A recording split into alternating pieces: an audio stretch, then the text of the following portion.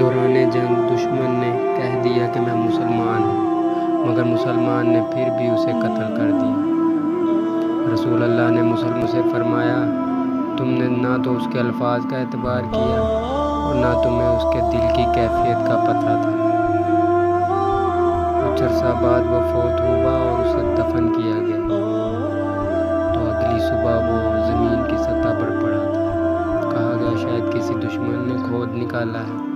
دوبارہ دفن کر کے پہرا بٹھایا تو پھر بھی لاش قبر سے باہر تھی۔ پہرے داروں کی کوتاہی سمجھ کر وارثوں نے خود پہرا دیا، لیکن صبح دیکھا تو پھر لاش قبر سے باہر تھی۔ چنانچہ پھر اسے قبر کے بغیر گھاٹی میں پھینک دیا گیا۔ آپ نے فرمایا، زمین اس سے برے شخص کو بھی قبول کر لیتی ہے، لیکن اللہ تمہیں دکھانا چاہتا تھا